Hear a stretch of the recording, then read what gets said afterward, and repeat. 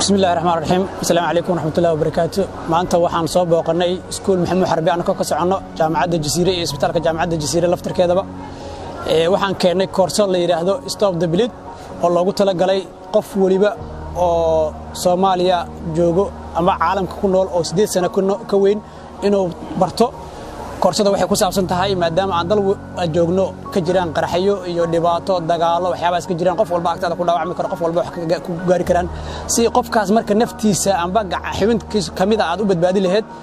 waxay u baahan tahay wax yar oo 20 daqiiqo iyo 30 daqiiqo ah ay u baahan tahay inaad ku badbaadisid koorsadan waxa loogu tala galay in qof waliba ay barato laakiin waxay u bannaan tahay qof waliba oo 8 sano ka weyn hadduu ahaan lahay macallin hadduu ahaan lahay arday hadduu ahaan lahay nin iskuul jaamacad dhigto hadduu ahaan lahay ganacsatada suuqyada joogto haddii ahaan lahay askarta haddii ahaan lahaayeen dhammaan maamooyinka guryaha jooga qof waliba inuu barto ay ku haboon tahay sababtoo ah waxa ku badbaadinaysa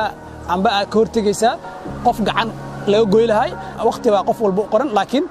haddana badbaadada iyo niyadiska mar walba waa loo baahan yahay koorsadan wax weyn ma aha wax ka qaadanaysaa haddii ugu badnaato trainingkeeda tababarkeeda iyo casharkeeba inaad qaadatid waxay ku qaadanaysaa muddo hal saac